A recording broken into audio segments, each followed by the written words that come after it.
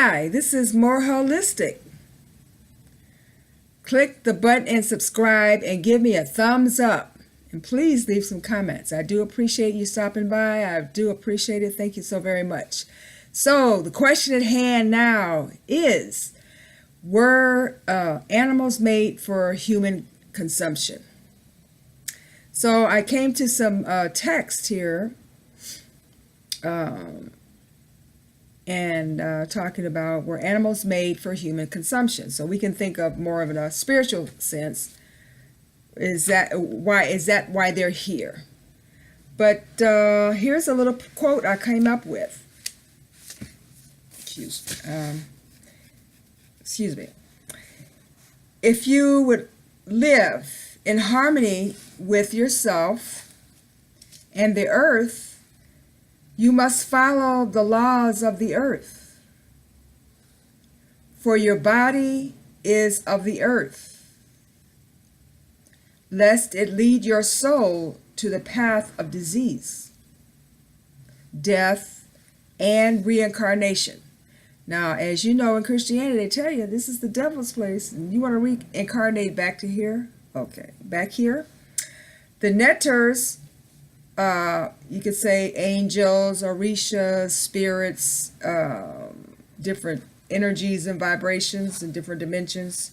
The divine will desert you, and those of evil will destroy your body and your spirit.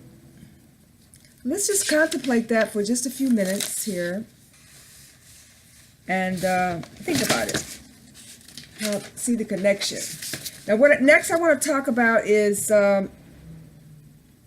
according to the Hermetic principles. Remember the video I started, initial videos I started, I think it's number one or two. It talks about the Hermetic Laws. This is law number 7. From Tho, the Greek pronunciation, or the Kemetic Tahiti, or the goddess Seshet, the goddess of books, the inventor of writing, would say the 7th principle. And I'll go over that, but I would say the Most High, or we are given a mind, which is our thoughts, which we do have free will. Do what thy will, according to the Hermetic law, the 7th principle of cause and effect. Let me just read that for you real quick. The 7th principle, or law of cause and effect. Every cause has its effect. Every effect has its cause. Everything happens according to law. Chance is but a name for the law not recognized. There are many planes of causation, but nothing escapes the law. And basically what that says is that nothing happens merely by chance. As people say, what comes around goes around. Karma, of course I don't believe in karma, but I'm saying that if you put that energy out, it comes back to you. So if we go on further, we can look at different ancient scriptures that speak of the relationship of our mind, body, and soul, and our diet to the earth, and our responsibility to the earth. It says, it is written, if you would live in harmony with yourself and the earth, you must follow the laws of the earth. For your body is of the earth, lest it lead your soul to the path of disease, death, and reincarnation. The netters and the netteru, as we could say in Christianity, the angels, or you could say also the spirits, or the orishas, or the goddesses of the divine will desert you, and those of evil will destroy your body and your spirits. Next, the blessings of the eternal part are health, vigor, and proportion. The greatest of these is health. What health is to the body, even that is honest to the soul, develop your spirit that it might gain strength to control the body and to follow the natural laws of nutrition and hygiene. Okay, and the last one I want to go over with you. Yield not to your emotion, for there are discarded forces around us who desire emotional existence. In the heat of passion, one surrenders the influence of these. Ill health and unwise living results. Through firm instruction, one can master one's emotions and these forces. In this, make them serve one. Thus, the slave becomes the master. So, that's talking about food addictions and thoughts and beliefs, because your thoughts plus your belief equals your reality. So if your environment is always telling you that meat is good for you, then it's going to create the reality. So the next question, I guess to summarize it, is, were animals made for human consumption? Well, if we look at the law of cause and effect and the history of meat and what it's doing to the planet, at one time our ancestors were eating majority yams and vegetables and nuts and seeds and rarely meat.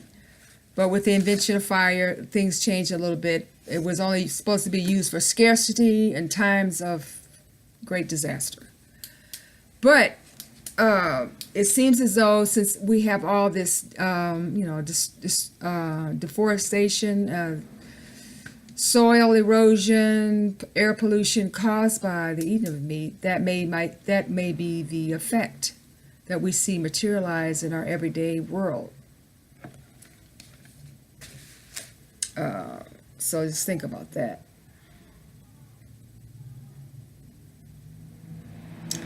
It's kind of like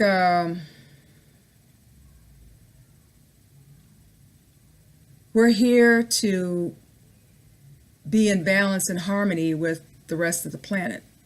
We're not superior to the bugs and the animals that we kill for our breakfast. Well, for people that eat meat, breakfast, lunch, and dinner. But that's your choice. If you want to do that, you want to make that cause, that's fine. You have free will. Do as thou wilt. Do as you please. But remember, there is effect. And if you don't care about the effect on your body, but there is effect on the earth with the soil erosion and cutting down all the trees, etc., as far as pollution and global warming and climate change, a lot of tornadoes and hurricanes. So, but the effect, that's the effect on the earth. Now, how it affects you and how you die, we don't know about. Nobody knows when there's time. Even if you eat healthy, you never know when you're going to go. Nobody knows when their ticket is called. But according to the evidence,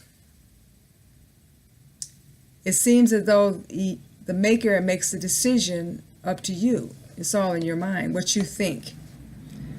What do you think about animals, killing animals, eating them for food? What do you think about injustice? What do you think about mistreatment of people, highly melanated, pigmented people? What do you think about that? And how do you see the connection between the treatment of the highly melanated, pigmented people, aboriginal people of the planet, and its connection to the treatment of animals, the trees, and everything else on the earth? Do you see a connection? Well, let me know in the comments. Remember to give me a thumbs up and subscribe. I hope you learned something today. If you have anything any questions you want to ask me, let me know. Leave me some comments. And remember, think your thoughts plus your beliefs equal your reality. Who's giving you your thoughts? Is it coming from you or is it coming from somewhere else? So until next time, you have a lovely day. Do your exercise, drink your water, eat your greens, do your stretches, do some long 20-minute walks, and have a great life. And I love you, and I'll see you next time. Bye-bye.